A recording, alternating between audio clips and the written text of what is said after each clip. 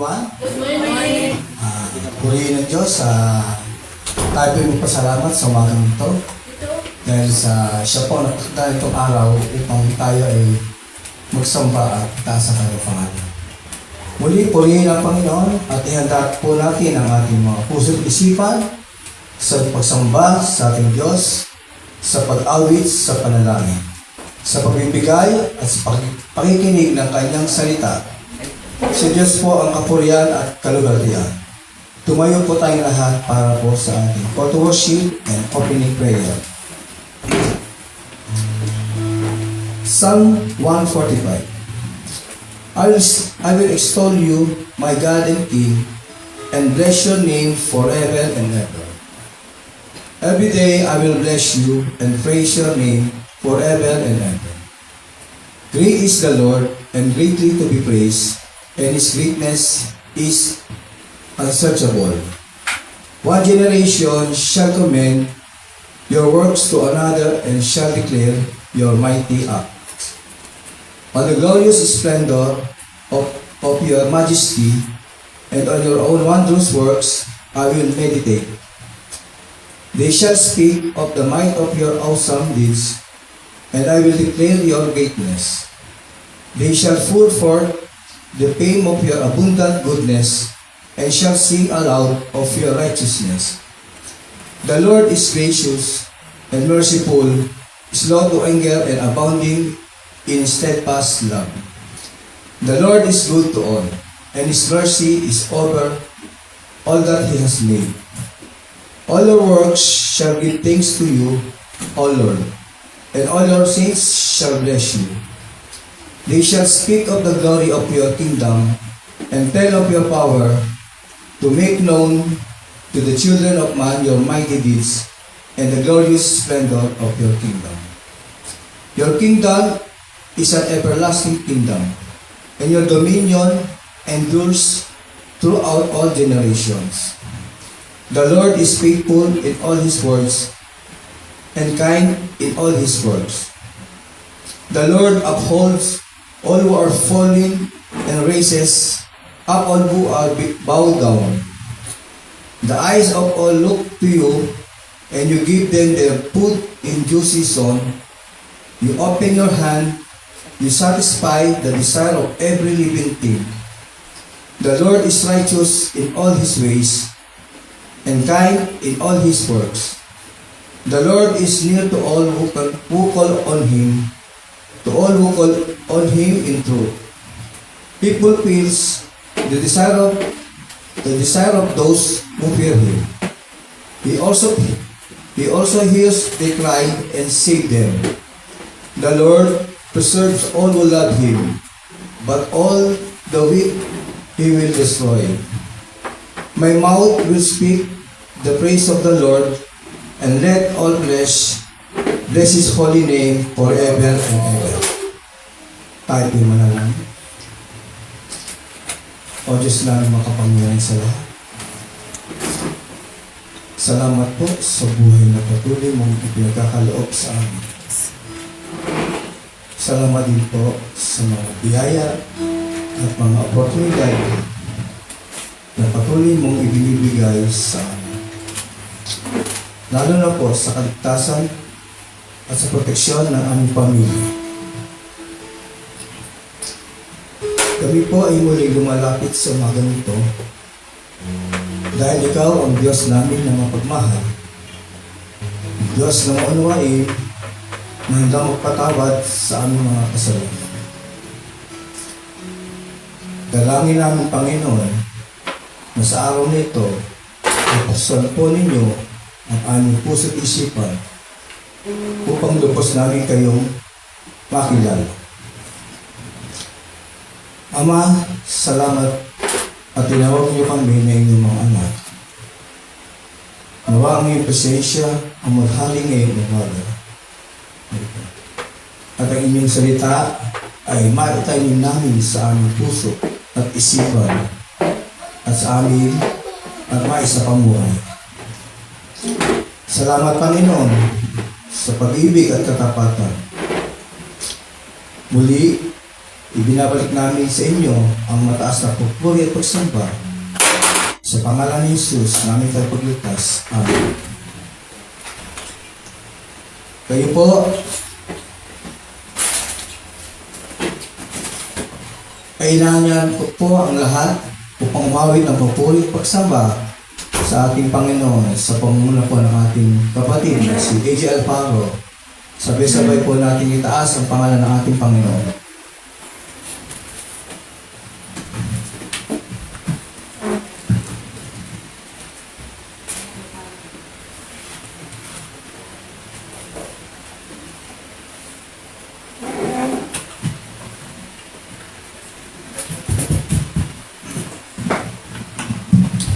Good morning po sa ating lahat.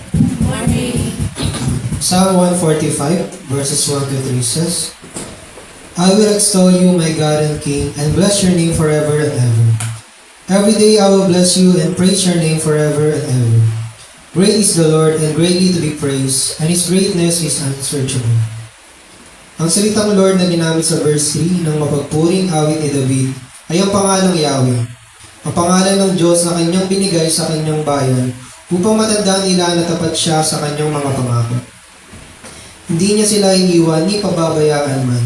Pinaturayan niya ito sa pamamagitan ng kanyang mga kahangahangang gawa hanggang makapasok sila sa lupang pangako. Kaya ganito na lamang ang kagalakan ni Haring David na purihin ng Diyos. Desidido siyang itaas ang pangalan ng Panginoon hanggang sa kabilang buhay. Araw-araw ay pupurihin kita at aking pupurihin ang pangalan mo magpakailan kailan pa man. Sapagkat dakila si Yahweh at ang kanyang kadakilaan ay hindi masalit. Gayunpaman, lalo pang pinayag ng Diyos ang kanyang kadakilaan at katapatan nang ipadala niya ang kanyang buktong na anak sa dakong pinakamababa upang maging lingkod at linisin tayo sa ating mga kasalanan. Ang bintang ng lahat ng ating mga kasalanan ay binilang sa kanya dahil siya ang umako ng kaparusahang tayo dapat ang tumanggap. At dahil sa kagandahang loob ng Diyos, tayo pinawalang sala at binilang na matuwid sa Kanya. Kaya mga kapatid, halina tumawid at magbigay ng mataas ng papuri at pasasalamat sa ating dakilang Diyos at ating Panginoong Jesucristo. Let's sing harmony.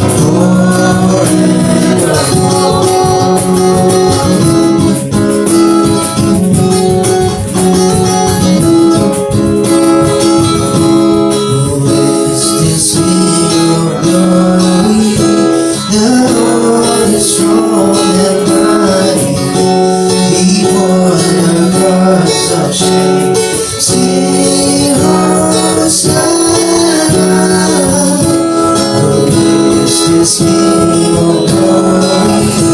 The Lord is strong and mighty. He rose upon the grave. Sing Hosanna. Oh, is this King of glory. The Lord is strong and mighty. He bore the cross of shame. Sing Hosanna, sing Hosanna. He reigns, He reigns, He reigns. Jesus the Lord, He reigns, He reigns forever. He reigns, He reigns. Jesus the Lord, He reigns, He reigns Muli palakad po natin ang ating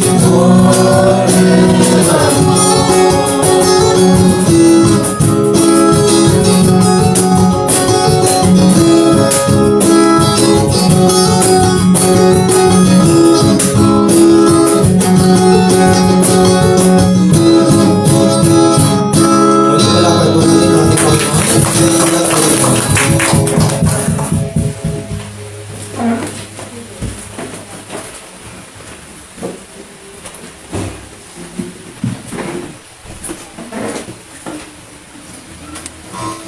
Indeed, He reigns forevermore. Ngayon naman po ay dadako po tayo sa ating pananalangin. So, pigit po natin ang ating mga mata at tutulog tayo sa ating Panginoon. Let's pray. Our loving Heavenly Father, we thank you once again for another day that you have given us. Salamat po, Panginoon. You have gathered us once again as one family, as one body in Christ. To bless you, to come into your presence with singing, with praises in our hearts. We thank you, Panginoon, that you have provided for all of our needs. Thank you for good health, strength, capacity. Thank you, dear Lord, that you continue to watch over us and guide us. And so, we are here once again to look to you, to bless you, to listen to your word, and to glorify you in song and in the study of your word. We pray, dear Lord, that as we bear our hearts to you, we also confess our sins and receive the blessings that Christ has earned for us on the cross. The blessings of forgiveness. So, pray that just as He has earned these blessings through His death, so we pray also, dear Lord, that may you restore us and grant us, dear Lord, to continue in our fellowship with you. Through your word, we pray that you would purify our hearts and our minds, that we may continue to walk according to the things that you have taught us. And may we remember them, dear Lord, as well. O Lord, we come to you with our prayer requests and thanksgiving. First of all, we pray for our country, the Philippines, and we pray for our leaders and ask, dear Lord, that you would grant them wisdom and that they would be able to fulfill yung mga duties nila with faithfulness and integrity. We ask, Panginoon, that may you hold accountable those who are responsible para sa abuse of authority and corruption. And we pray as well, Panginoon, for maging maayos din yung mga programs and policies that they are drafting so that these are felt, Panginoon, even sa local level. Even now, Panginoon, as the country is geared sa upcoming na midterm elections, we pray that may you also help us to, in our exercise of our rights and duties as citizens, may you help us, Panginoon, sa in studying yung mga candidates who will be running for office. And at the same time, we pray that may you also, as you grant us wisdom, may we be able to vote wisely. Dear Lord, we pray as well for our brothers and sisters in government who continue to teach your word and continue to conduct Bible studies. May their ministries grow. We ask, dear Lord, that even as they continue to teach, may the principles of your word be seen in how our government officials also conduct yung kanilang mga transactions and day-to-day responsibilities. We pray that the gospel would also be heard, Panginoon, in the halls of government, in the executive, the legislative, at saka the chambers of the judiciary. We pray, Panginoon, that your name would be heard, Panginoon. And so, may your majesty, Panginoon, and glory be seen even as the gospel is preached in our government. Dear Lord, we thank you that through this ministry, we are able to also preach the gospel, the good news that Christ has come, that He has given His life for His people, and that He rose on the third day and ascended into heaven and will return to establish, dear Lord, His kingdom forevermore.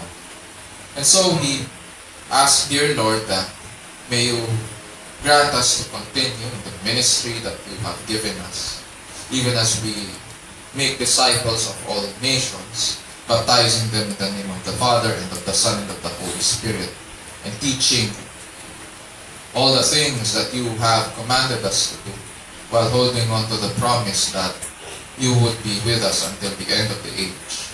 So grant, dear Lord, that even as you have given us our families as our first ministry, we pray that we would be able to point them to you.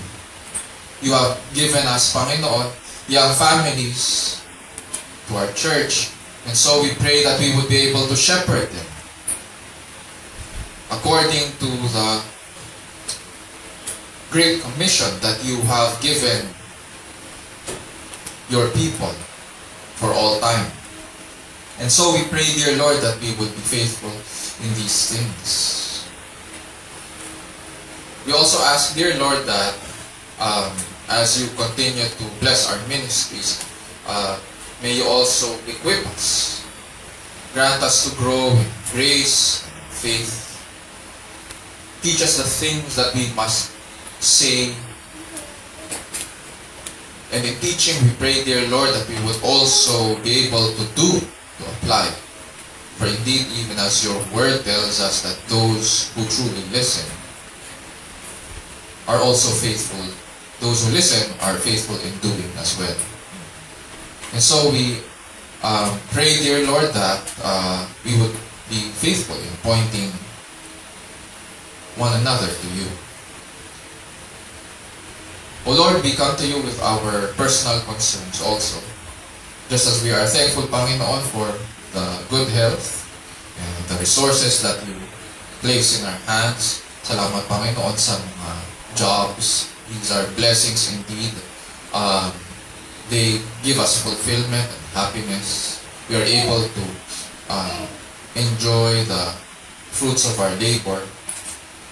At the same time, we are able to provide for the needs of our families and glorify you. At the same time, we also pray, dear Lord, for protection and guidance. Especially for those of us, Panginoon, who have to leave our homes and go to our respective places of work and come back home at the end of the day. Grant us to be careful sa aming mga steps that we take, and we pray for your traveling mercies that they would guide us back home. O Lord, we ask that you would teach us also that even in our places of work, you have granted us to be channels of blessing. So even through doon sa mga output namin, we pray that we would be blessing sa aming mga boss, sa aming mga managers, and that they would see through the good works that we do, may this redound, dear Lord, to your honor and glory.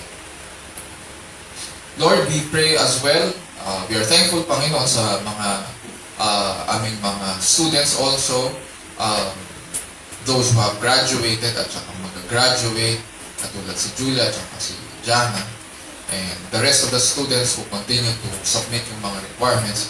We pray, Panginoon, that as they prepare for the end of the year, and those who have just ended and are preparing for the next, may you continue to grant them wisdom and grit. May they persevere, Panginoon, in the face of challenges. And may we be able, dear Lord, to see this as well as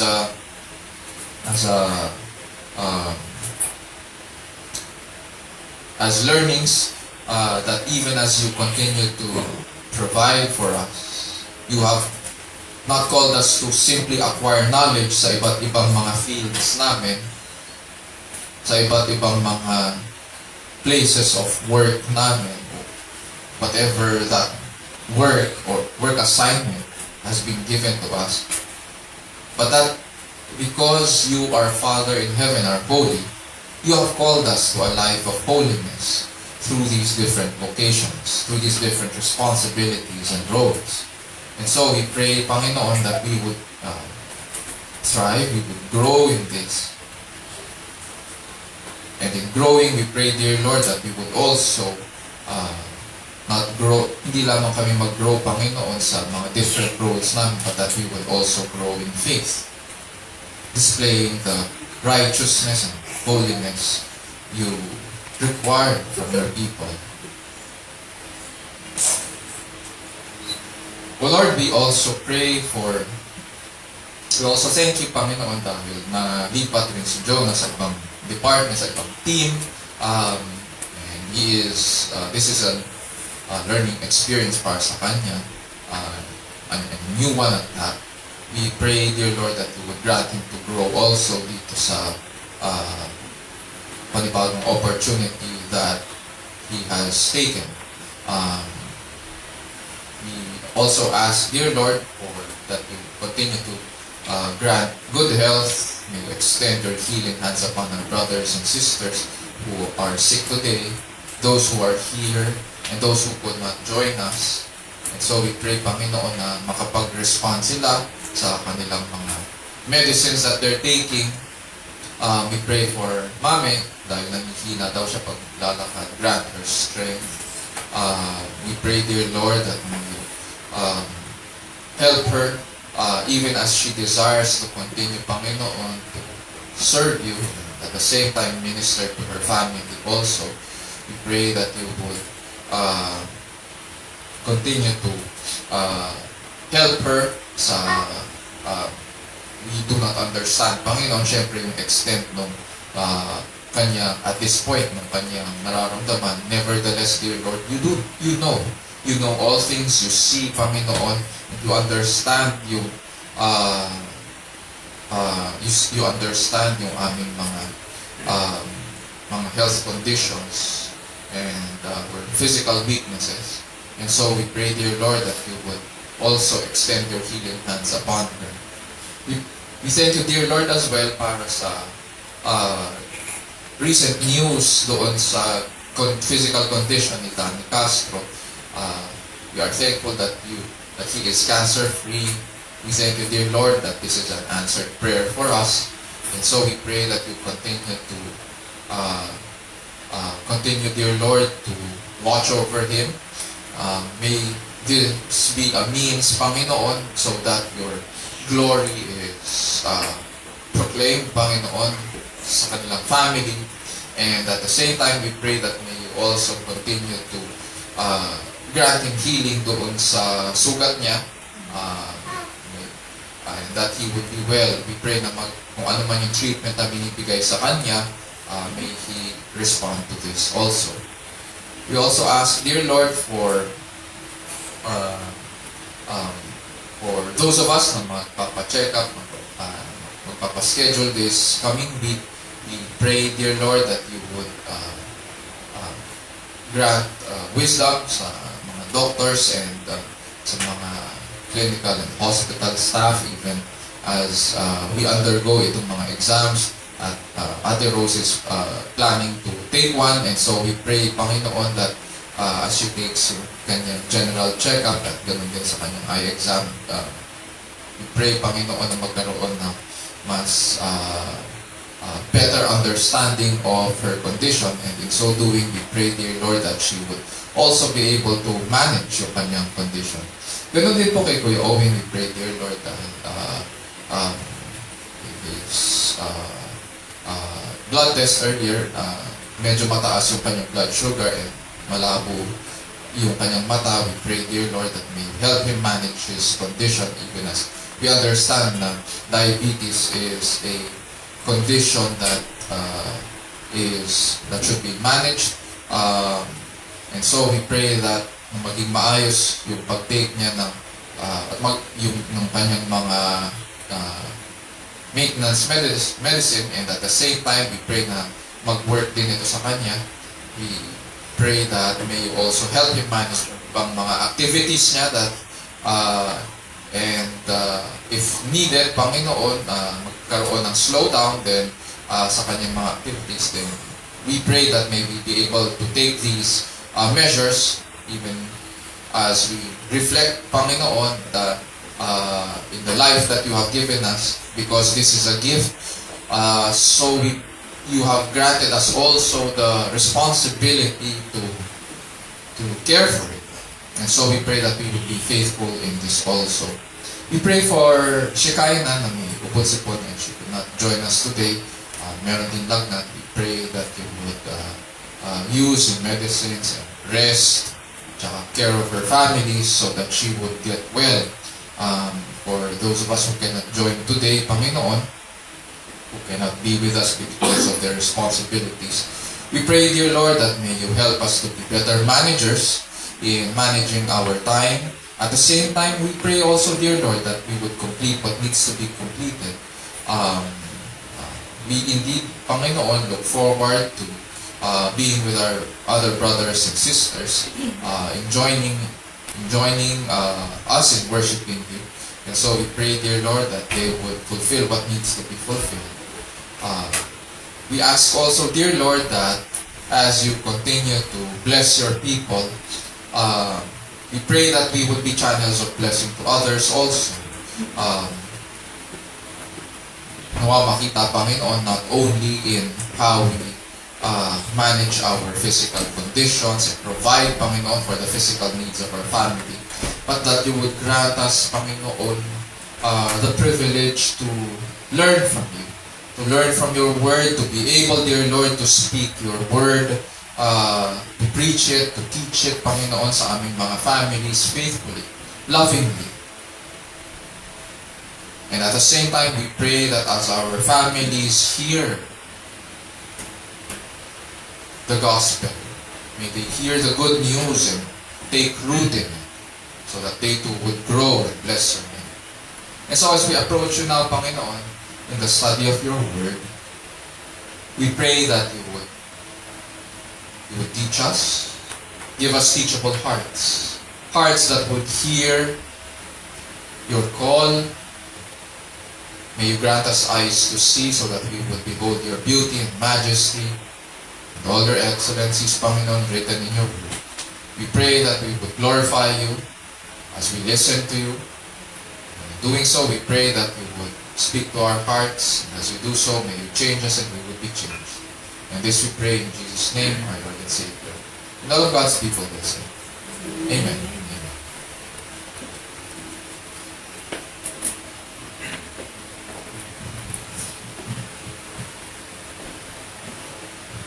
Ngayon po ay dadaan po tayo sa pagbasa ng salita ng Diyos na magmumula po sa Psalm 24 verses 1 to 10 sa pangunan po ng ating kapatid na si Jonah Fairbanks. Tumayo po tayong lahat bilang paggalang sa salita ng Diyos.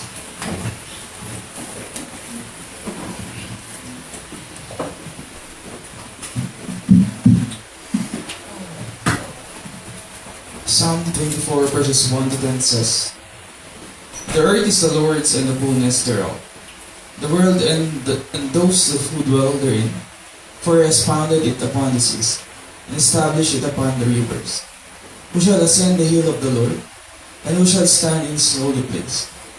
He who has clean hands and a pure heart, who does not lift up his soul to what is false, and does not swear deceitfully. He will receive blessings from the Lord, and righteousness from the God of his salvation. Such is the generation of those who seek him, who seek the face of God in Jacob. Lift up your heads, O gates, and be lifted up, O ancient doors, that the King of glory may come in. Who is this King of glory? The Lord strong and mighty, the Lord mighty in battle. Lift up your heads, O gates, and lift them up, O ancient doors, that the King of glory may come in. Who is this King of glory? The Lord of hosts, he is the King of glory. Is this the word of the Lord? Praise be to God.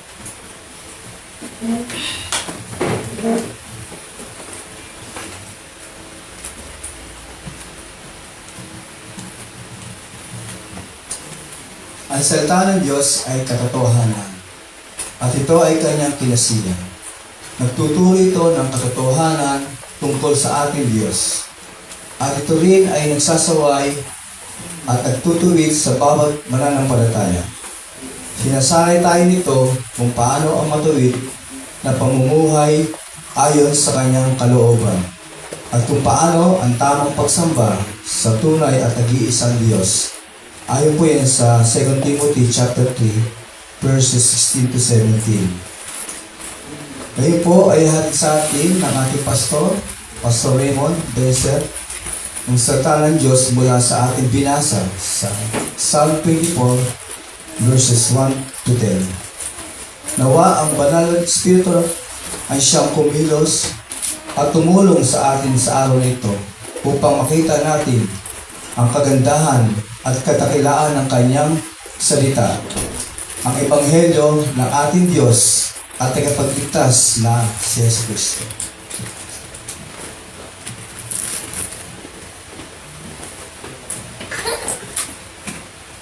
Good morning.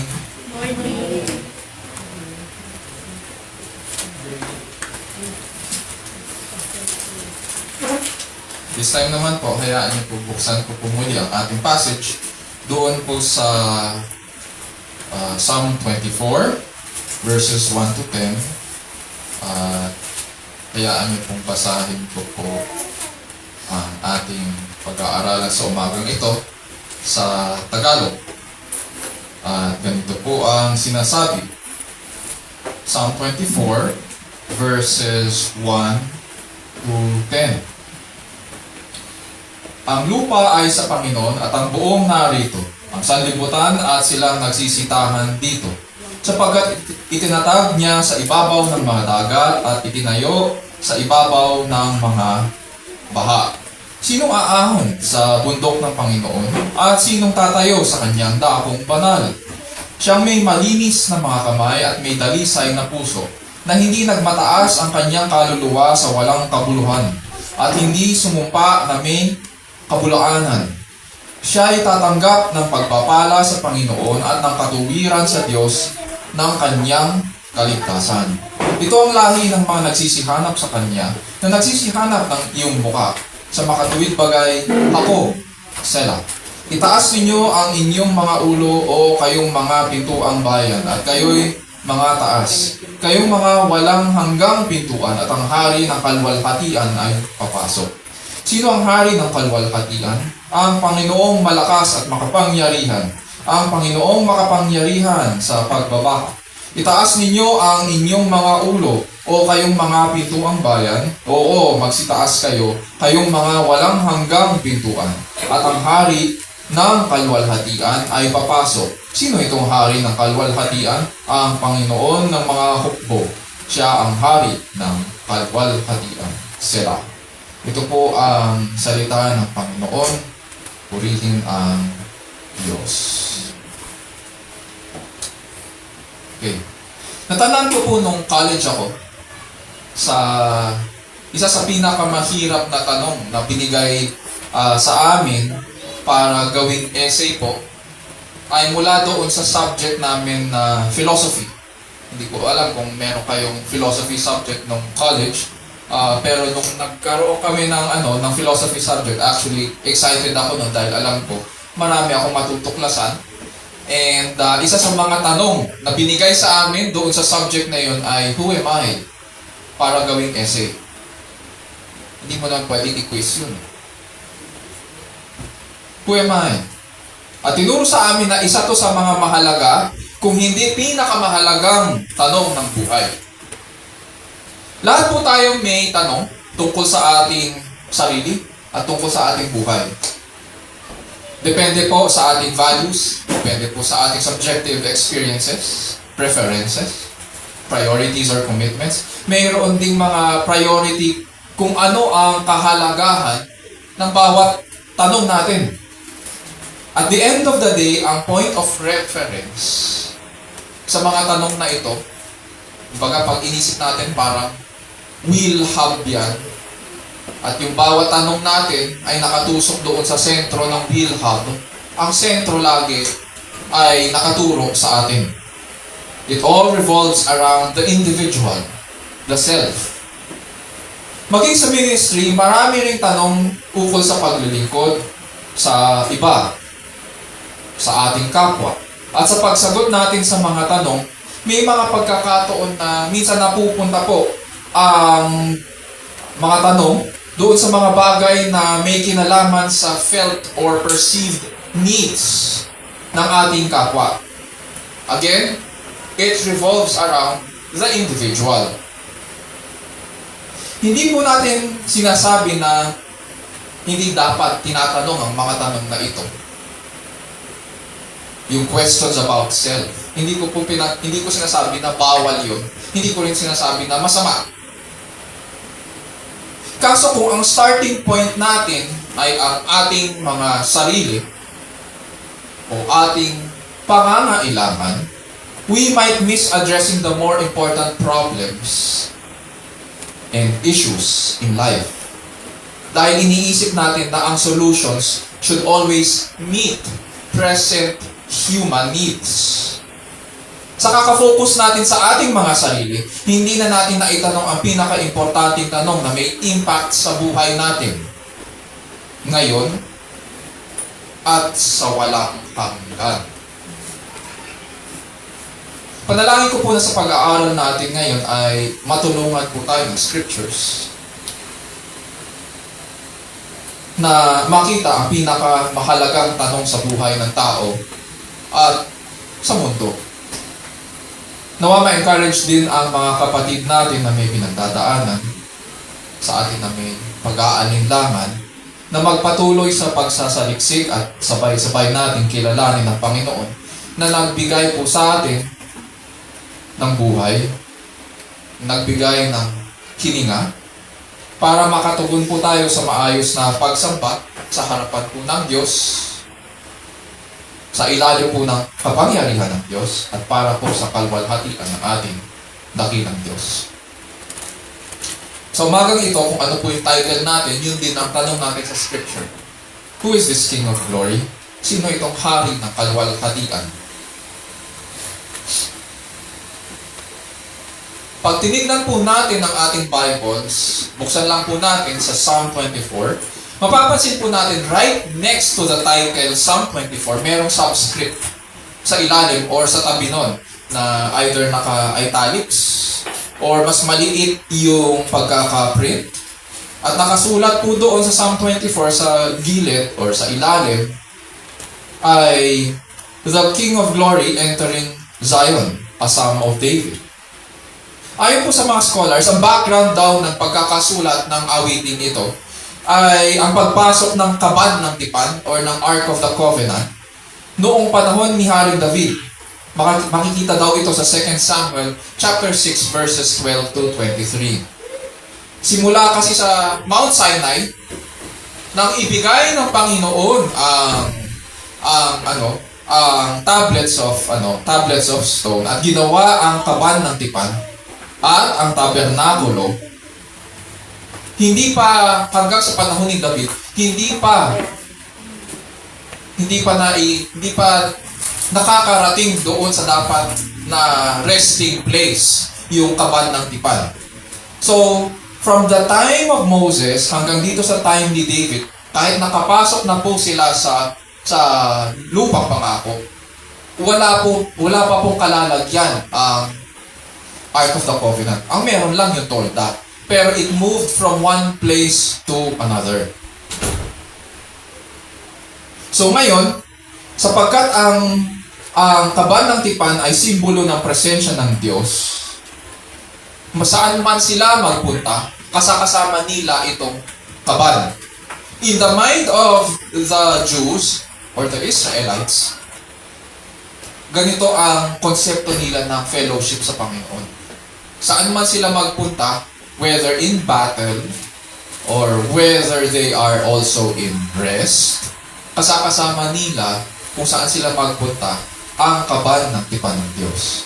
Kaso ang problema sa pananaw na ito, kung ikukumpara natin ang Psalm 24 sa kwento ni Haring David doon sa 2 Samuel chapter 6, sa second part kasi ng Psalm 24, parang papasok yung kaban ng tipan from battle. Ibig sabihin, lumabas ang kaban ng tipan from the promised land at muling pumapasok. Hindi ako convinced na based ito doon sa 2 Samuel chapter 6. Although you might read some scholars na ganun ang point of view nila. Meron ding nagsasabi that this was an entry of the Ark of the Covenant sa templo or celebration ito ng isang pangitain or pagpapahayag ng Diyos. Of course, all of these are speculations ng mga scholars. What is clear is that sinasagot ng awitin ang pinaka-importanting tanong sa balat ng lupa. And David makes an absolute or ultimate proclamation dito sa verses 1 and 2 regarding yung questions that we have. Sabi po niya sa verses 1 and 2, "The earth is the Lord's and all it contains." Sa ibang versions, "and the fullness thereof. The world and those who dwell in it, for He has founded it upon the seas and established it upon the rivers." As we read yung Book of Psalms, and as we continue studying yung Book of Psalms, gusto ko pong i-pinpoint before we continue itong explanation ng verse 1 and 2. Whenever we read yung Book of Psalms, mapapansin po natin na marami sa mga tula, marami sa mga awitin arranged in parallels. Meron siyang sasabihin sa first verse na parang inuulit niya sa second verse. Pero iba naman ang anggulo, pero pag pinagsama-sama natin, isa lang ang ibig niyang sabihin. Ang tawag po doon ay parallelism or parallels. Ganon ang pagkakasulat nila sa mga tula para maging buo ang diwa ng kanilang sinasabi. Katulad dito sa verses 1 and 2, isa lang naman ang ibig sabihin. Pero, mapapansin natin, iba't ibang anggulo ang pinapaliwanag ng bawat verse. The earth is the Lord's and all it contains, sabi ni Haring David. At ito yung proclamation niya ng kung sino ang gumawa sa mundong ito. Kung sino ang lumikha. Ang Psalm 24 ay categorized po as a liturgical psalm. Liturgy means words used in worship. O words said in worship. Ginagamit ito ng mga Hudyo sa kanilang panambahan at pinakikilala ang Diyos at ang kanyang mga katangian. Ang Lord na pagkakagamit dyan, kapag doon sa ating mga kapatid na nagno-notes at binibilugan yung mga Bibles nila, ang salitang Lord dyan o Panginoon sa original language ay Yahweh. Ito po ang pangalan ng Panginoon, katulad ng binanggit ni na kapatid na si AJ kanina. Ito po ang pangalan ng Panginoon na binigay niya sa kanyang bayan. This is the same term na ginamit niya po sa Genesis chapter 2 nang likhain niya ang langit at lupa at ang tao. At doon din sa Exodus 3 nang magpakilala ang Panginoon kay Moises. Si Yahweh ang nagmamay-ari ng lahat ng bagay, sabi ni Hari David. At dinugtungan niya yun. And all it contains. Itong all it contains, or the fullness thereof, it means lahat po ng hangin, lahat ng tubig, lahat ng lupa, lahat ng ibon na lumilipad sa himpapawid, lahat ng hayop na maliit at malalaki sa lupa, bawat insekto na gumagapang na makikita natin sa mga dahon at sa mga halamanan, bawat isda at iba't ibang lamang dagat na makikita sa mga karagatan, sa ilog, sa lawa at latian, bawat halaman at punong kahoy, pati ang kanilang mga bunga, pati yung mga binhi doon sa gitna ng bawat bunga, bawat butil ng buhangin, bato, burol, bawat bundok, bawat mineral, metal at iba't ibang material ay sa Panginoon. Yun ang sinasabi ni Haring David dito. Baka iniisip ko natin, Pastor, pati rin ba ang aming mga cellphone? Ang aming kotse? Ang aming bahay? Aming trabaho? Ang aking motor? Hindi po ba tao ang gumawa sa mga bagay na ito? Yung tanong niyo po is the implication nung ibig sabihin ni Haring David. Bigyan po natin siya ng analysis ngayon. At hayaan niyo pong ibalik lang natin yung tanong. Meron po bang bagay o material na ginamit ang tao sa paggawa ng cellphone, kotse, computer, motor, o yung trabaho natin na wala sa mundo? Meron po ba? Wala. Diba? Wala. Because man does not have the ability to create out of nothing. He cannot create ex nihilo. Therefore, the earth is the Lord's and all it contains. There is nothing in this world that is not His. Everything is His. He is the owner. Yun ang dapat natin maintindihan at yun yung sinasabi ni Haring David. Siya ang owner. He is the rightful owner of all things. Ganito rin po ang testimony ng Psalm 50 verses 10 to 12. At dito, mas direct ngayon ang writer. Sabi niya, sa Psalm 50 verses 10 to 12, "For every beast of the forest is mine, the cattle on 1,000 hills. I know every bird of the mountains, and everything that moves in the field is mine. If I were hungry," sabi ng Panginoon, if I were hungry, kung nagugutom lang ako. Pero di ibig sabihin na nagugutom ang Panginoon. If I were hungry, I would not tell you. For the world is mine and all it contains. The same words na ginamit ni Haring David dito. The world is mine and all it contains. Pati po ang tao na nilalang sa larawan at wangis ng Diyos ay pagmamay-ari ng Diyos. Sabi dyan ni Haring David, the world and those who dwell in it.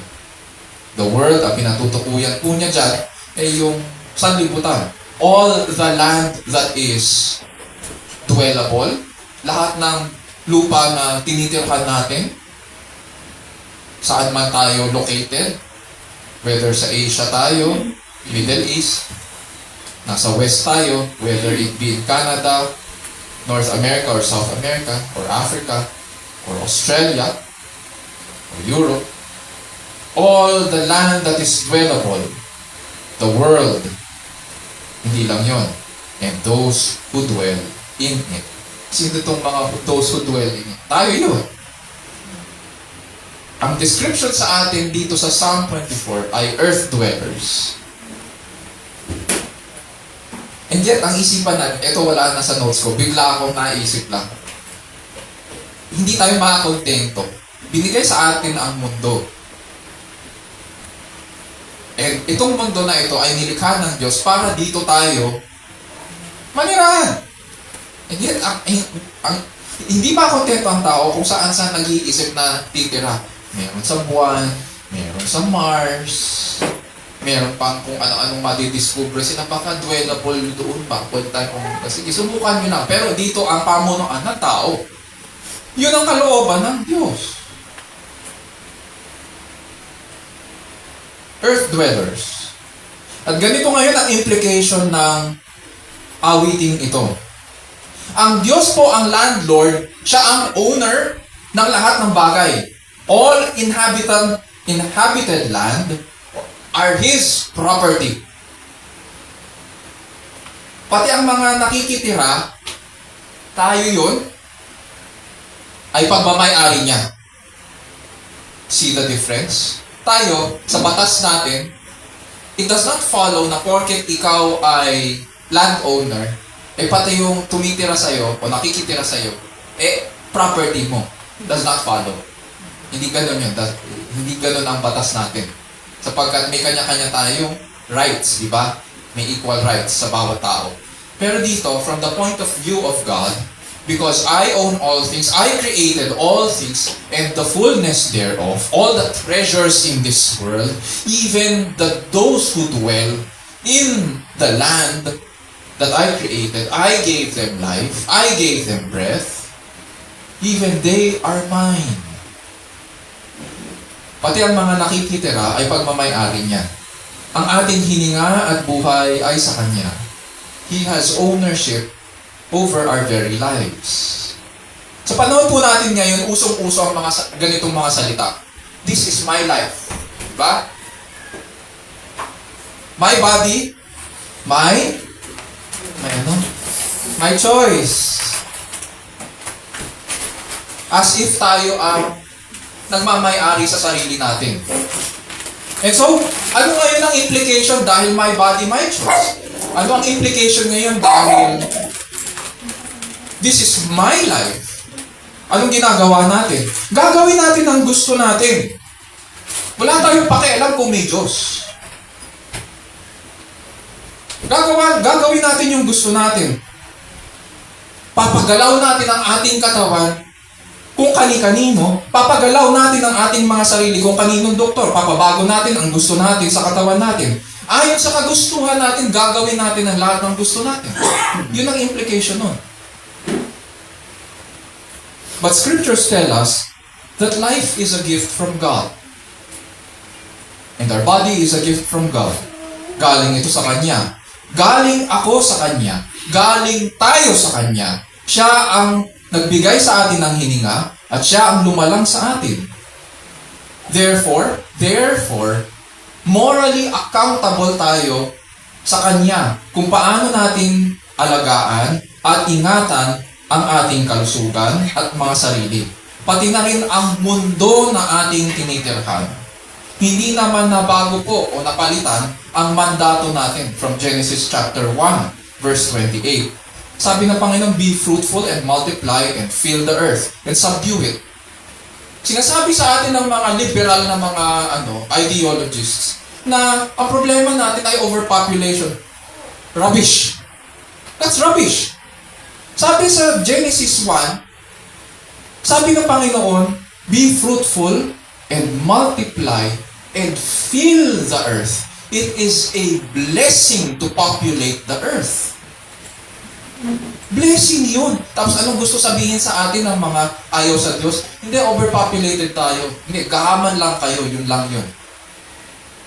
Simple. Gahaman lang ang tao sa kanyang kasalanan. Pero it is a blessing from the Lord to populate the earth and to subdue it and rule over the fish of the sea and over the birds of the sky and over every living thing that moves on the earth. Baka bigla niyong tirahin yung mga teacher niyo, ha? Na medyo may pagka-ideologies, mga estudyante, dahan-dahan lang. Ang tinuturo natin dito ay ang pangako ng Panginoon at kung ano yung blessing niya. Pero kung binigyan ka ng mga teachers mo sa school ng essay, okay lang, sabihin niyo yung nasa isipan niyo, yung mga natututunan niyo mula sa scriptures. Pero hindi natin tinuturo na maging bastos. Ibang usapan niyo. Morally accountable po tayo sa Panginoon. After David states God's ownership over all things, he continues to give yung reason why God has rightful claim over everything in this world. Sabi po niya sa verse 2, He has founded it upon the seas and established it upon the rivers. Gamit ang kanilang understanding ng ancient cosmology nung panahon nila, ang sinasabi ni Haring David ay, mahusay na engineer ang Diyos. Yun lang yung sinasabi niya dito. Paniwala nila na itong, nung unang panahon kasi, sa ilalim po ng mundo natin, may tubig daw. At makikita natin ito sa Genesis 1. Pag binasa natin yon, ang sinasabi sa Genesis 1, ang likhain ng Diyos ang lahat. Sabi dyan, the earth was formless and void, and darkness was over the face of the deep, and the Spirit of God was moving over the surface of the waters. Wala pang form ang earth. At ginagawa pa lang, nagsisimula pa lang ang Diyos sa creation. Sabi dyan, darkness was over the surface of the deep, and the Spirit of God was moving over the surface of the waters. Ano raw ang ginawa ng Diyos para maging secure ang mundo natin? Sabi ni Haring David, He has founded it upon the seas.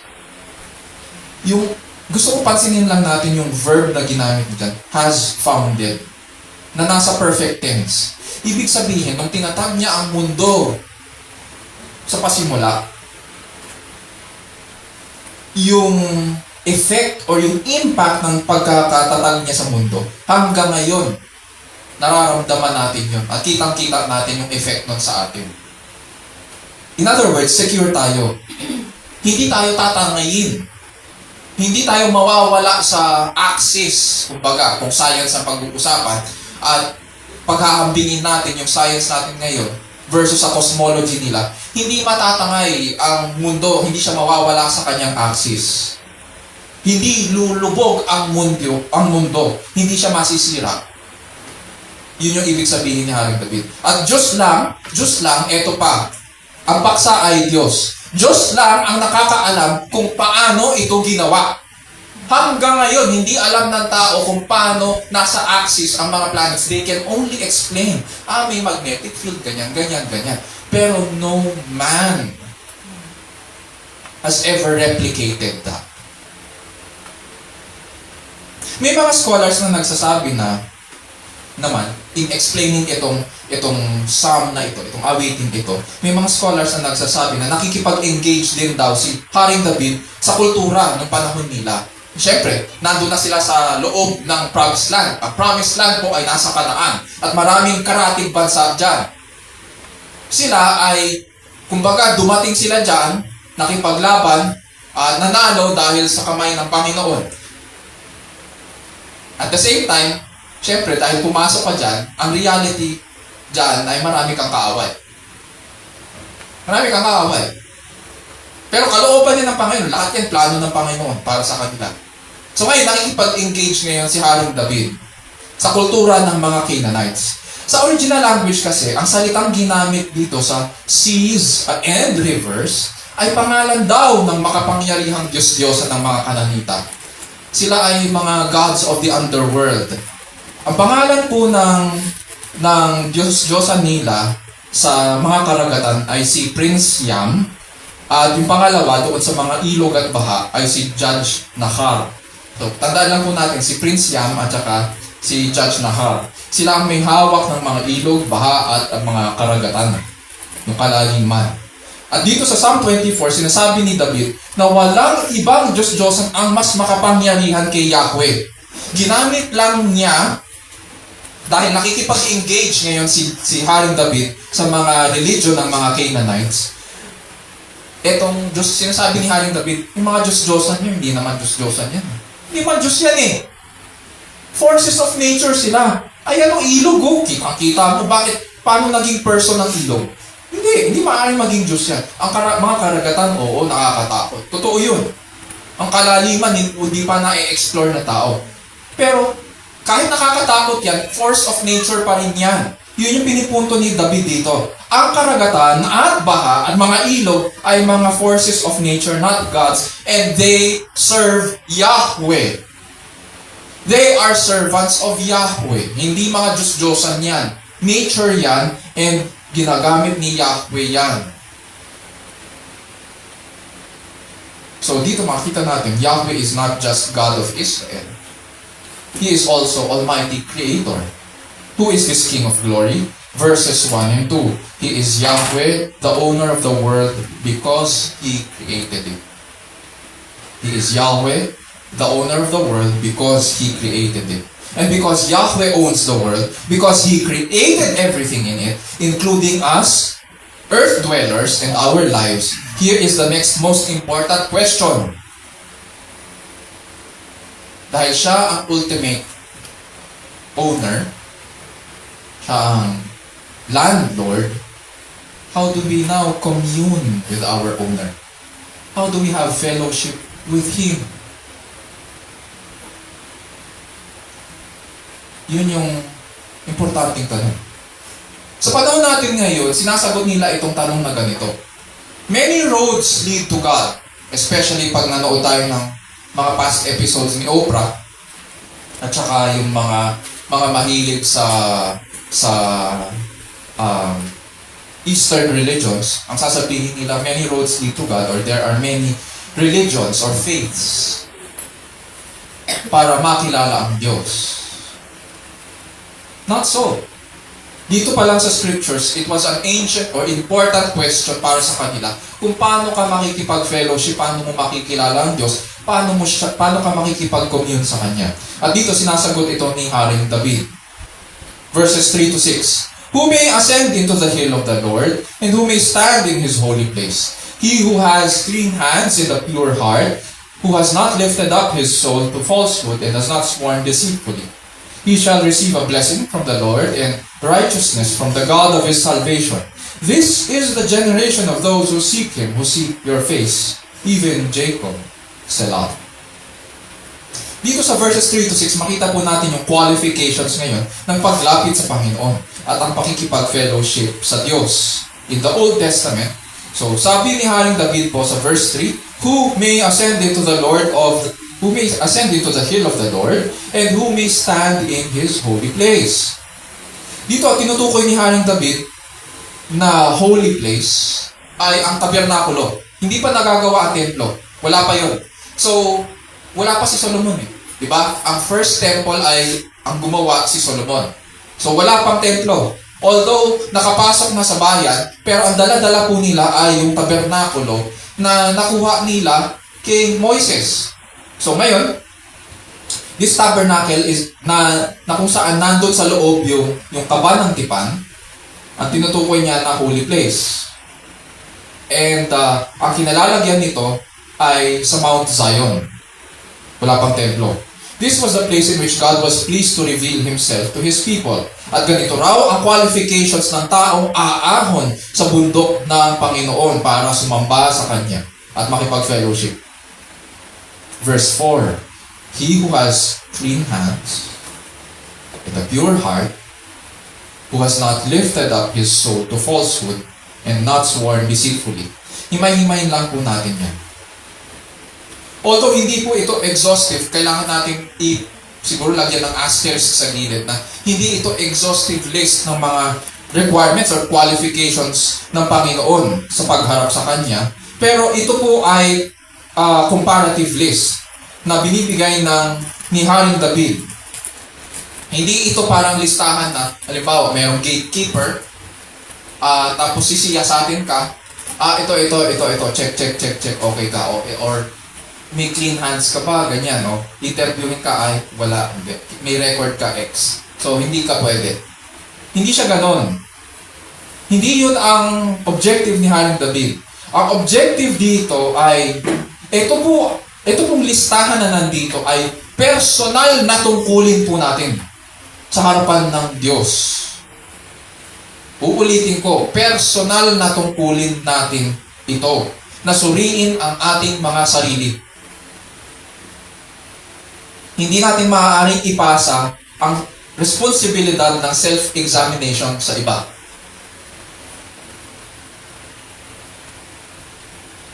So, isa-isahin natin.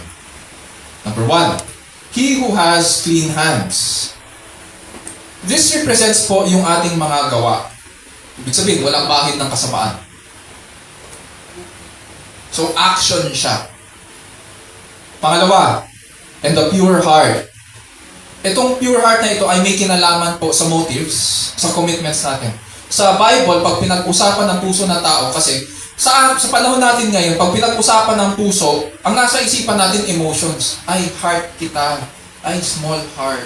Ay, big heart. O kung ano man. O kung ano pa yung simple na yan. Pero lahat yan ay may kinalaman sa emotions natin. How we feel about the other person. In the Bible, when we talk about the heart, it is not about how we feel, how close we feel to the other person, or hindi ito may kinalaman sa relationships. Ang pinag-uusapan pag heart sa Bible ay the seat of commitments.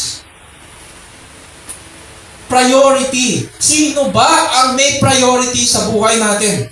How are we committed to that? It shows yung motivations natin, yung attitudes natin, and our thoughts.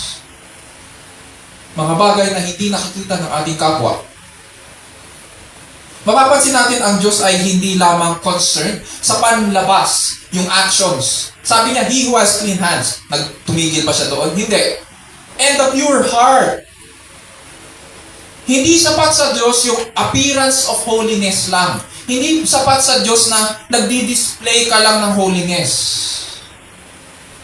It doesn't end with outside actions. He is concerned with our heart as much as He is concerned with our hands.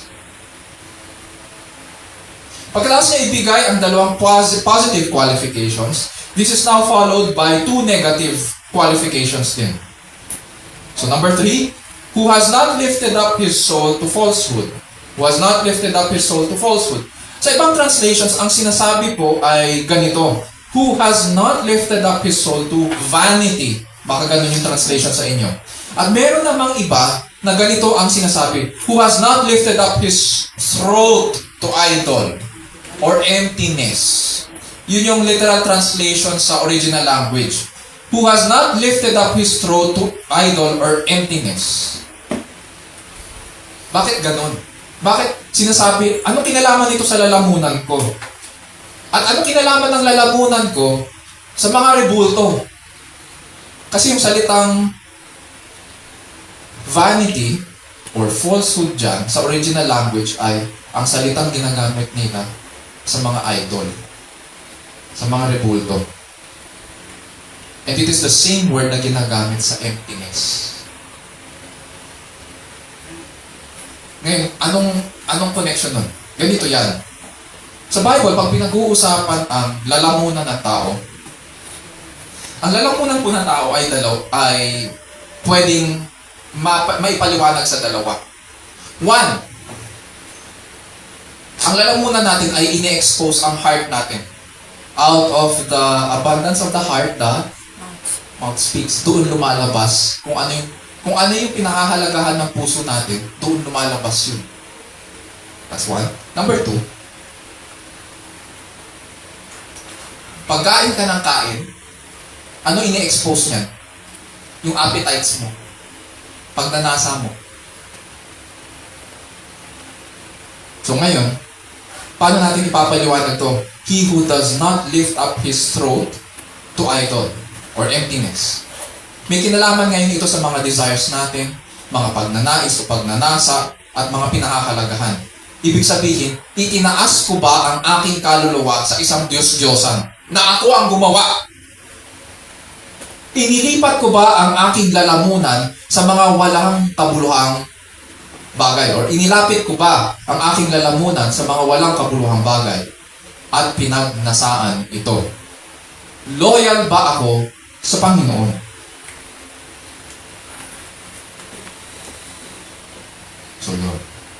4. And has not sworn deceitfully. Itong has not sworn deceitfully ay may kinalaman po doon sa pagsabi ng totoo. May kinalaman ito sa ating bibig. Sa ibang translations ng Bible, mas explicit siya ngayon.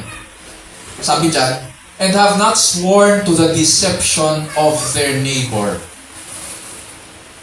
So ngayon, pag in-interpret natin, siniraan ko ba ang aking kapwa?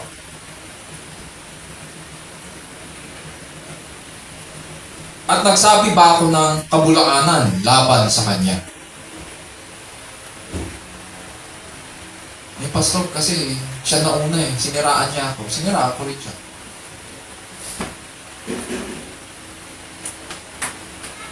Hindi ako. Sa Panginoon. Nilinlang ko ba ang aking kapatid? So dalawa yan. Siniraan ko ba ang aking kapwa at nagsabi ng kabulaanan laban sa kanya?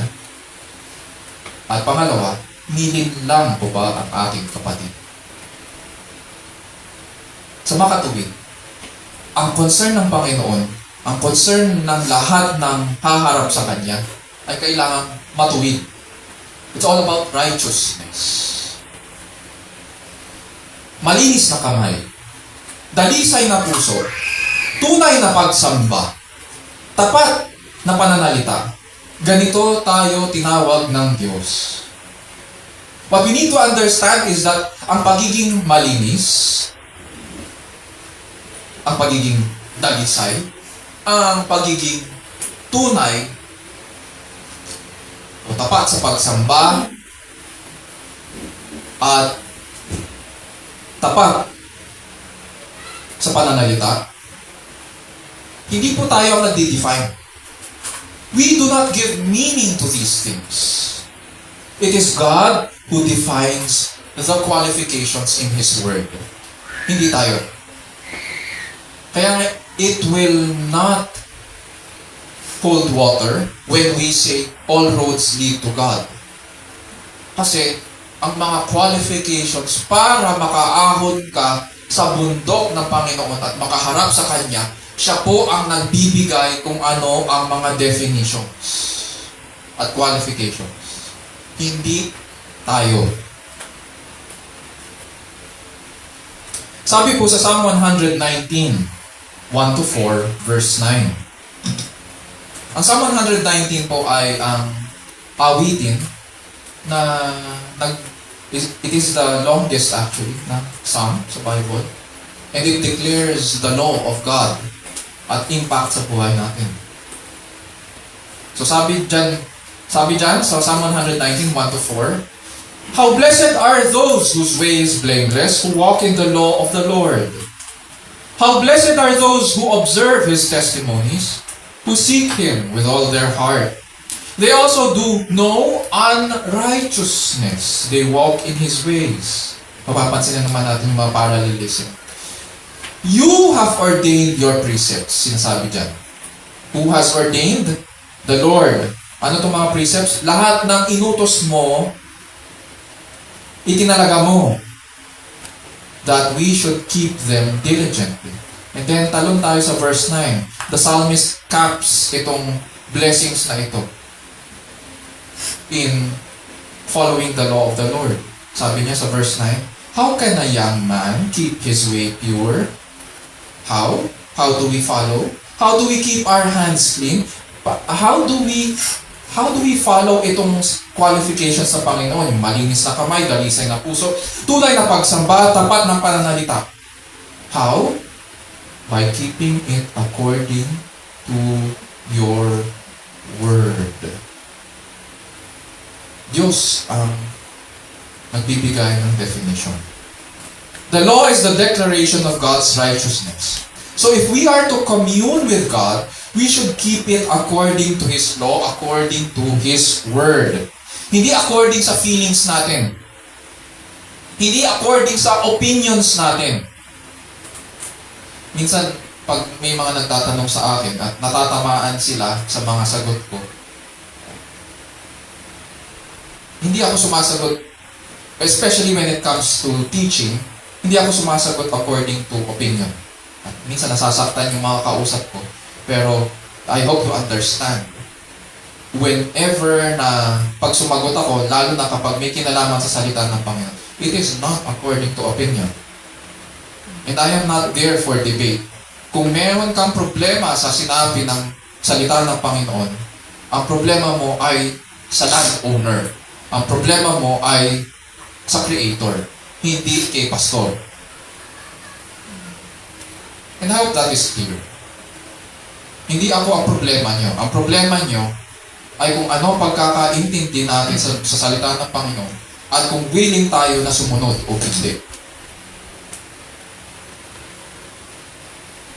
And so, etong qualifications ay hindi based sa feelings o opinions ng tao.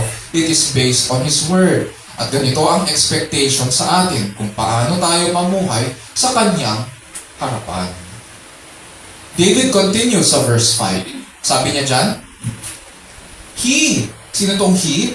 Itong He na ito yung sumusunod doon sa qualifications. Dahil sumunod siya sa qualifications, ano daw? He shall receive a blessing from the Lord and righteousness from the God of his salvation. Consistent ito sa other parts of Scripture. Totoo naman, ang Diyos hindi naman, ano yung tawag nila doon? Hindi siya, ano yung stingy sa Tagalog? Kuripot. Hindi siya kuripot sa pagbabala. Sabi niya, and thou he shall receive a blessing from the Lord and righteousness from the God of his salvation.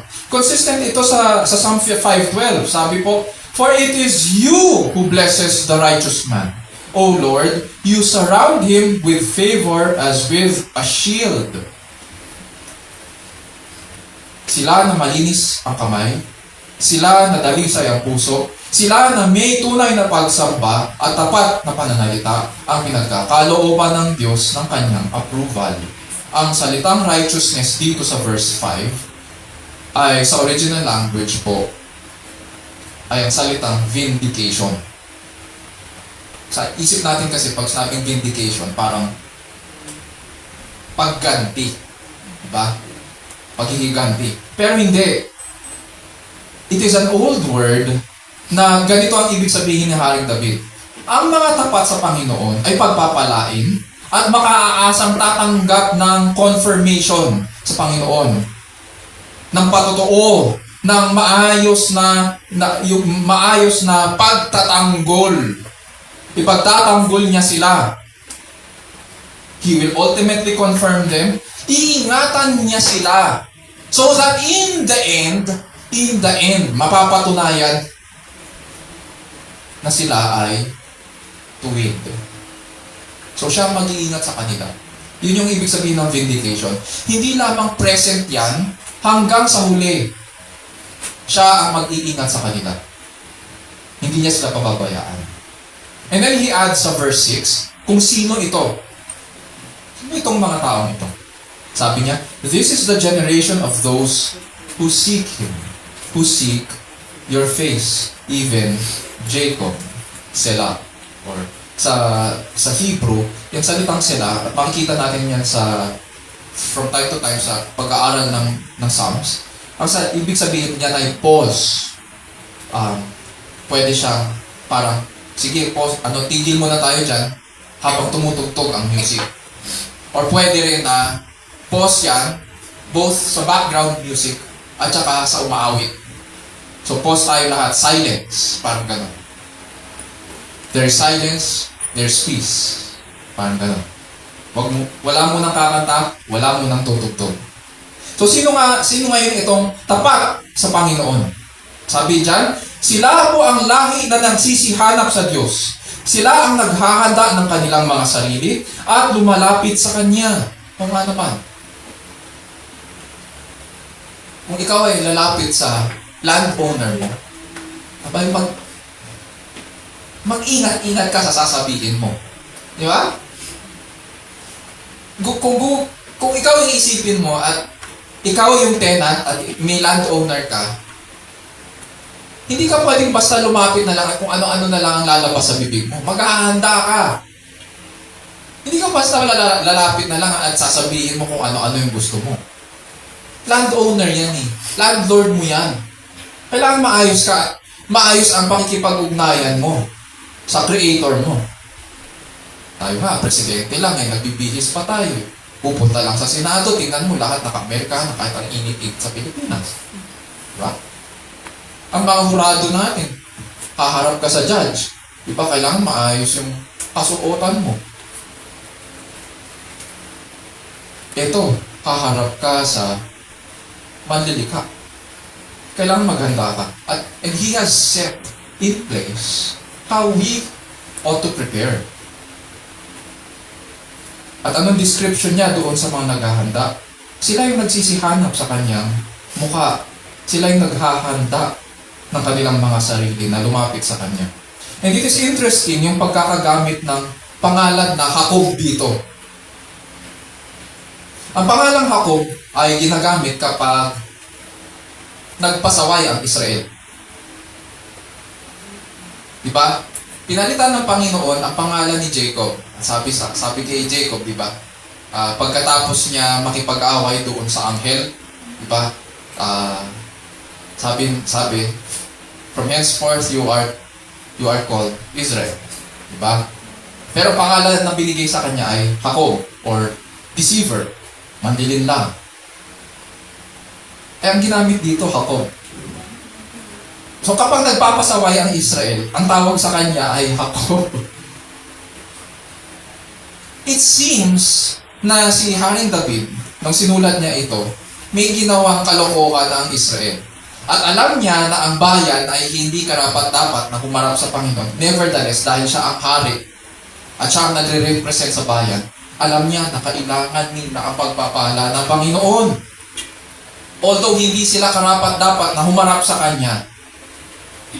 So habang sinusulat niya ito, alam niyang nangangailangan sila ng biyaya ng Panginoon. At aware siya dahil hindi sila qualified. So hinahanap-hanap niya ngayon ng Panginoon bilang representative ng bayan. At hinahanda niya ang kanyang sarili. Which leads us doon sa second point. Sa verses 3 to 6. So who is this King of Glory? Verses 3 to 6. He is Yahweh, the Holy One, who requires righteousness so we can commune with Him. He is Yahweh, the Holy One, who requires righteousness so we can commune with Him. So, when God's people commune with Him, He protects them and keeps them to the very end. What does this look like now? When God keeps His people and they are able to commune with Him from now, at sinabi ni AJ kanina, magpakailan-kailan pa man, what does this look like? What does this eternity of fellowship with the God of grace, the God of righteousness, the creator and owner of the heavens and the earth look like? What does this fellowship look like? Verses 7 to 10. So, dyan sa verses 7 to 10, ang third point natin, so, who is this God? Who is this King of Glory? He is Yahweh, the powerful, victorious warrior King. He is Yahweh, the powerful, victorious warrior King. Sabi dyan, lift up your heads, O gates, and be lifted up, O ancient doors, that the King of Glory may come in. Who is this King of Glory? The Lord strong and mighty, the Lord mighty in battle. Lift up your heads, O gates, and lift them up, O ancient doors, that the King of Glory may come in. Who is this King of Glory? The Lord of hosts, He is the King of Glory. Dito sa last section na to, sa verses 7 to 10, maingay na maingay. Mula sa loob ng pintuan ng bayan, imagine natin nandun tayo sa loob ng bayan. At maraming tao nasa daan. Hanggang doon sa labas ng bayan, hanggang doon sa labas ng pintuan ng bayan, ang daming tao. Maingay na maingay, masayang masaya, dinig ang sigaw ng mga, at ang lahat ng mga taong ito, pati tayo na nandoon, assume natin, ang lahat ng nandoon ay mga nag-qualify na humarap sa Panginoon. At nakakabingi ang kasiyahan nila. Ayon sa mga scholars, ang background dito ay makikita sa mga tula raw ng mga Kananita. Ang Diyos-Diyosan ng mga Kananita ay si Baal. Mababasa natin yun, especially sa kwento ni Samson, di ba? Si Samson po ay nagpunta sa templo. Ito yung last niya. Ito yung last attempt niya para ma-defeat ang mga Philistines. At nandun siya sa templo, di ba? Templo ni Baal. Si Baal po ay yung Diyos-Diyosan na kalahating isda yung pambaba at halimaw yung pantaas. At sinira niya yung templo ni Baal at libo-libong mga Philistines ang napatay ni Samson. Pero dito, sinasabi ng mga scholars na makita raw itong last section na ito doon sa yung background nito, doon sa mga tula ng mga Kananita. Doon sa tula na yun, sinabihan ni Baal ang mga Diyos dahil natakot sila nung dumating si Judge Nahar at saka si Prince Yam, si Rivers and Seas at saka si Rivers and Seas nung dumating sila. Natakot daw sila. Ay, natural, nakakatakot talaga. Lalo na kapag nasubukan mong baybayin ang mga karagatan. Natakot daw ang mga Diyos sa kanilang dalawa.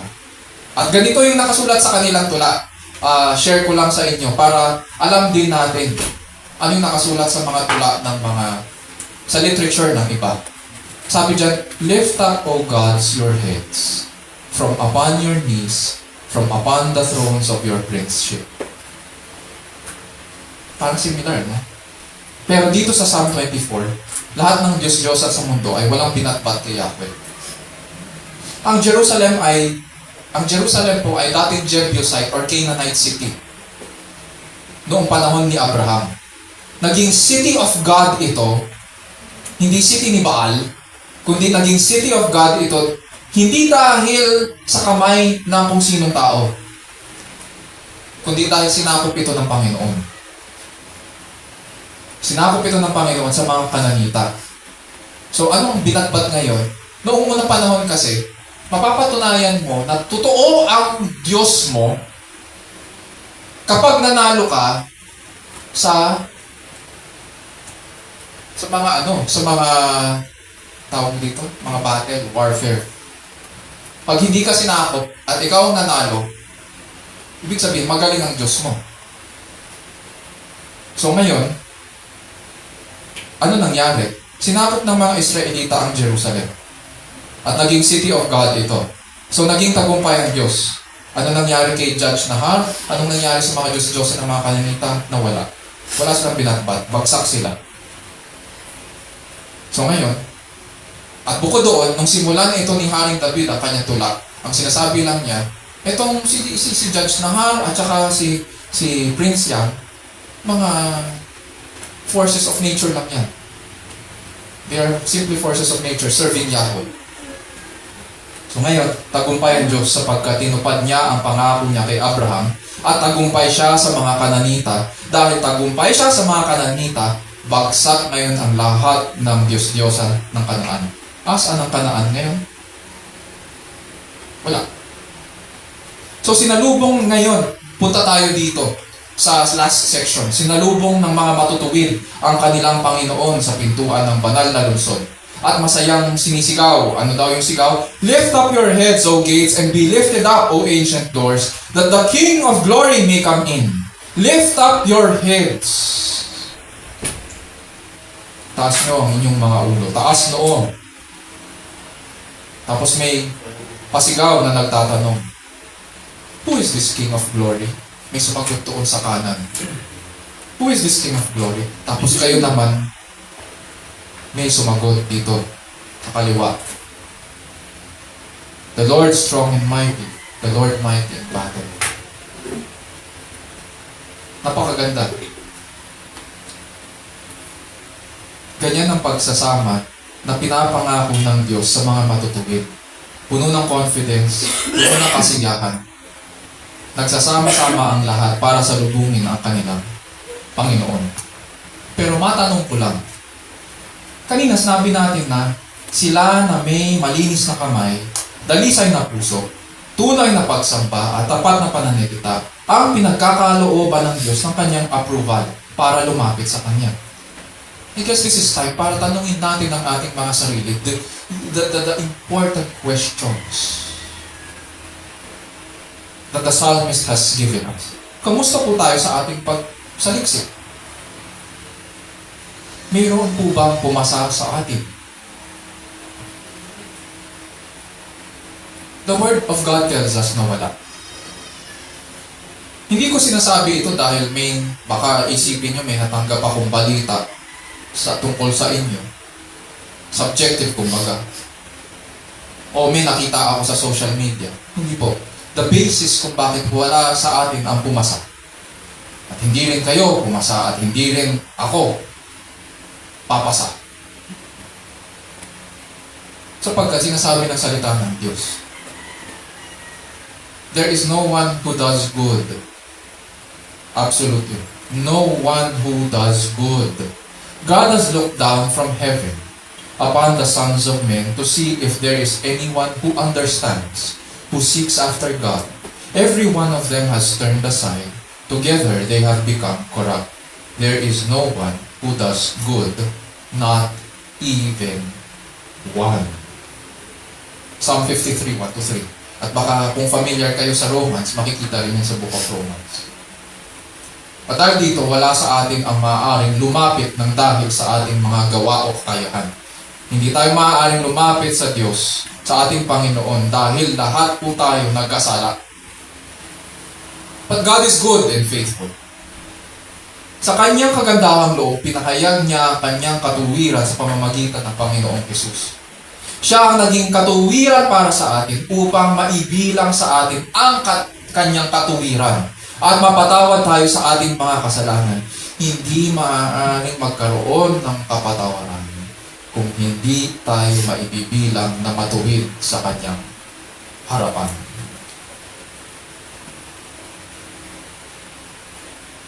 Sabi nga ni Apostol Pablo sa Romans 4, 3-8. For what does the scripture say?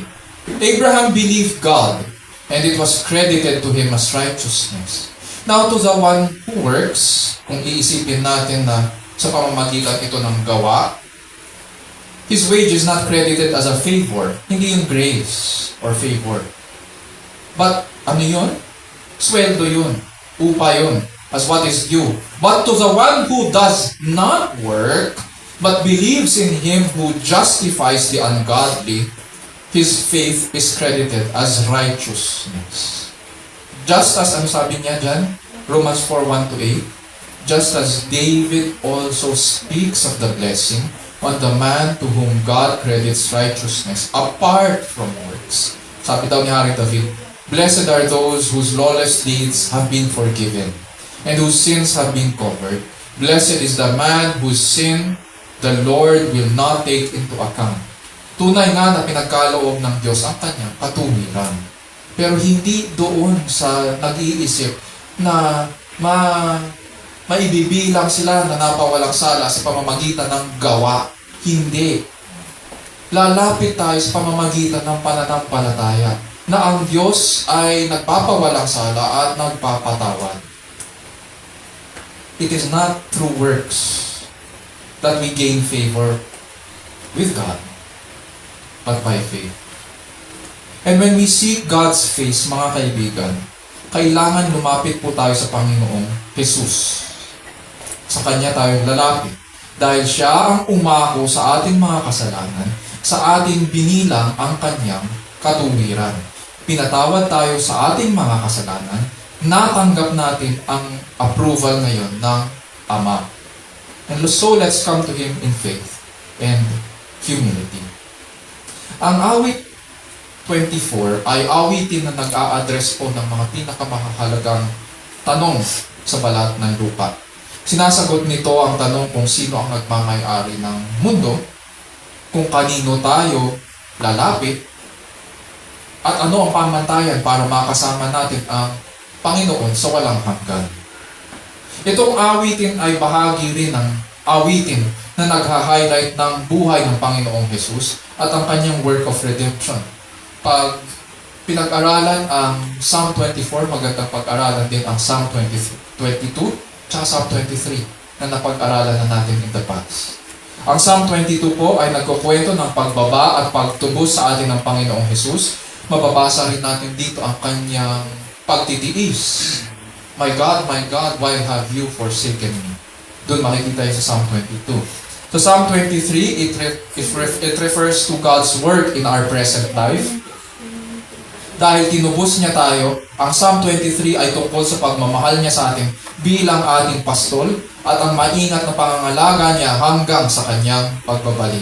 Kaya nga, di ba mababasa rin natin that surely goodness and mercy will follow me all the days of my life. And I will dwell in the house of the Lord forever. Psalm 24, what does it look like when you dwell in the house of the Lord forever? Ito yung future hope natin. Ang Psalm 24 ay yung pagpasok niya sa kanyang walang hanggang kaharian at ang pagsama natin sa kanya sa pagpasok ng kanyang sa kanyang tahanan. Noong una siyang bumaba, bagamat sinigaw ng mga tao, Hosanna to the Son of David, blessed is he who comes in the name of the Lord, Hosanna in the highest. Ang naging tingin lang nila sa kanya ay isang propeta. Darating ang araw na ang mga tunay na lumalapit at nagmamahal sa hari ang sasalubong sa kanya. At makikita natin na kasama niya ang libo-libong mga nilalang at hukbo ng langit. Maririnig natin ang sigaw para buksan ang mga malalaking gintong pinto.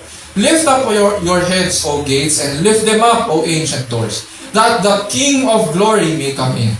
Sa kabilang bahagi ng daan, malakas na nilang itatanong itong mga matutuwid.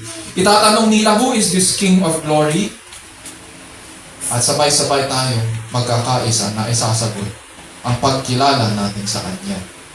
Hindi natin isasagot na siya ay isang propeta lang. Ang isasagot ng lahat ng humaharap sa Panginoon.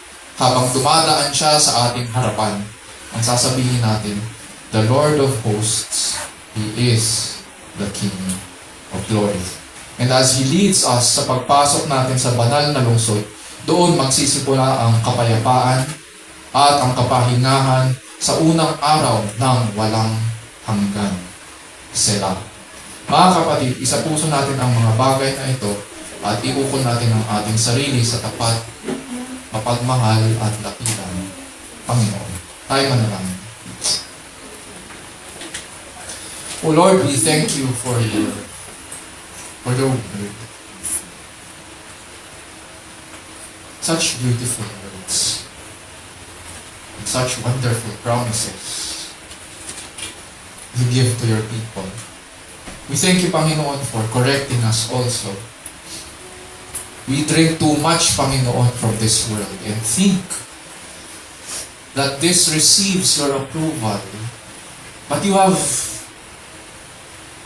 written it in your word kung ano ang mga bagay na nire-require niyo po para makaharap sa inyong harapan.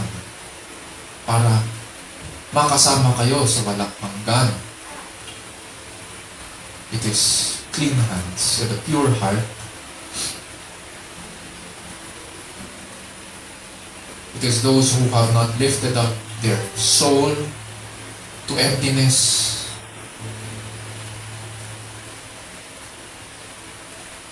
And it is those who are faithful to your word to the very end. Those who value the truth and those who tell the truth.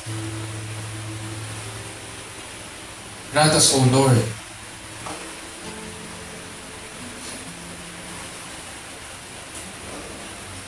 to see the beauty in these words. As the Gospel says, Christ is our righteousness. And so we come to you, dear Lord, seeking the cleansing that you, the blessings of purity and cleansing, forgiveness for our sins. We are sinners, O Lord, violators.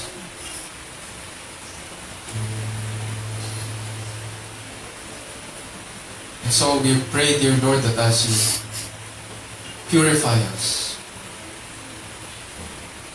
Grant us, O Lord, to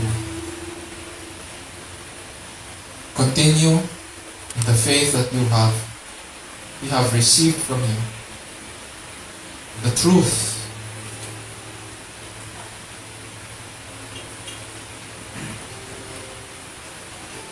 Its light. So that we would be a light unto the world. Its savor, its richness, so that we would be salt in our communities. In so doing, in our lives, in our speech, may we be witness, dear Lord, to Christ and His wonderful work for us in His life and death. Thank you for the forgiveness of sins. Thank you, dear Lord, that you have been victorious. You are victorious over sin and death. And because you have been raised from the dead, so we can, because you have been raised for our justification, so we can walk in newness of life. And at the same time, we can look forward to the day, the first day of eternity, of forever. Grant, O Lord, that we would be there when you enter your holy city, in the new heaven and new earth. Oh, how happy we would be to shout and give our acclaim and praise when we are asked, who is this King of glory? O Lord, you are the Lord of hosts, the Lord strong and mighty, the Lord mighty in battle. You are the King of glory.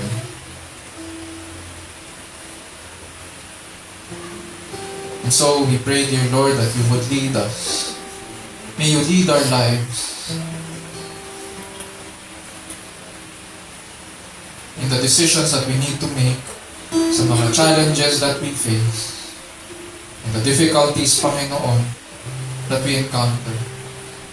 Grant, O Lord, that we would think about this hope that we have in you. Because you are our Creator King. We pray, dear Lord, that we would, as we live each day, may we live it in light of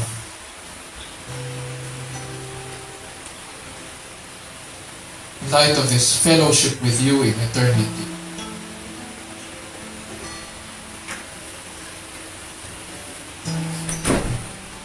So we ask, dear Lord, that you would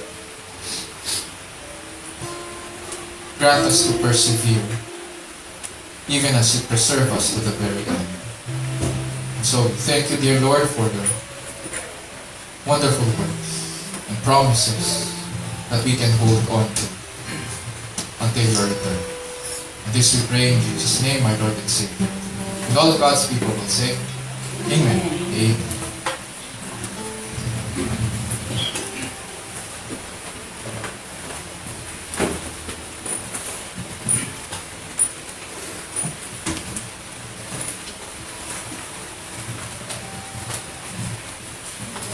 Ngayon po ay natapos tayo sa Ministry of Tithes and Offering.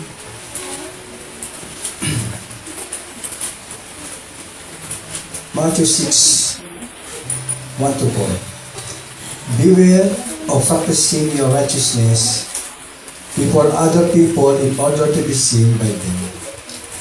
For then you will have no reward from your Father who is in heaven.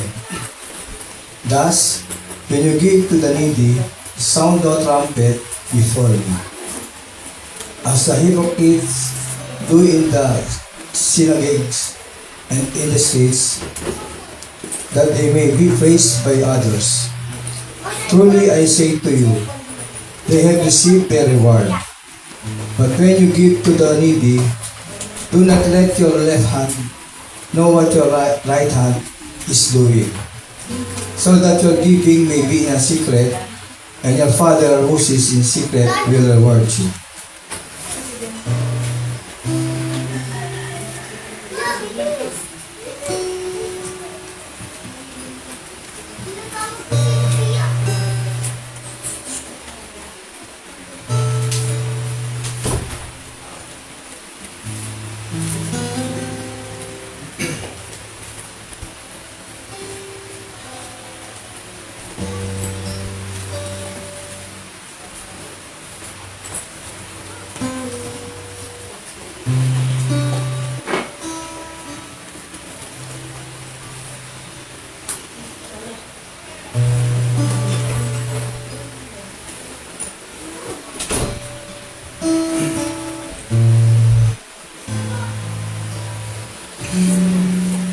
Ngayon po tayo lahat.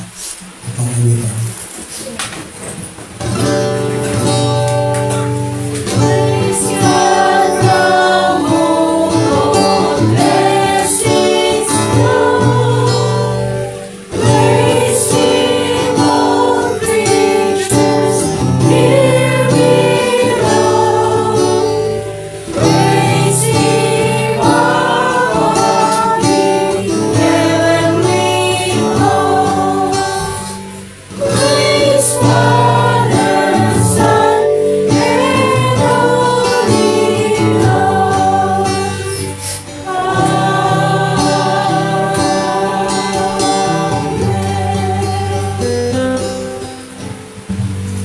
Tayo manalangin.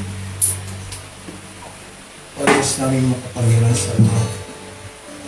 Kami po ay lumalapit at nagpapasalamat sa inyo. Salamat, Panginoon, sa mga pagpapala na binibigay mo sa amin. Lalo na po sa proteksyon ng aming pamilya. Salamat din, Panginoon, sa karunungan at kaalaman na ibinigay mo ngayong umaga upang mapag-aralan at maintindihan ang iyong salita at may sa pamuhay, at ito ay may pamahagi sa mga hindi pa nakakarinig ng iyong salita. Salamat din, Panginoon, sa mga biyaya na ibinibigay mo at sa mga nagbigay, at ito ay malaking tulong upang magamit namin sa aming iglesia. Dalangin namin, Panginoon, na ito ay makatulong din sa mga nangangailangan. Muli, Panginoon, kami ay nagpapasalamat at nagpupuri sa iyo at ibinabalik lamang namin ang matamis na papuri at pagsamba sa matamis na Panginoon Jesus. Amen. Mananti po tayo nakatayo para po sa Joseph benediction. Mga kapatid, purihin po natin ang ating Panginoon at tanggapin ang kanyang pagpapala. Now to Him who is able to establish you according to my gospel and the preaching of Jesus Christ, according to the revelation of the mystery which has been kept secret for long ages past, but now is manifested, and by the scriptures of the prophets, according to the commandment of the eternal God, has been made known to all the nations, leading to obedience of faith, to the only wise God through Jesus Christ be the glory forever. Amen.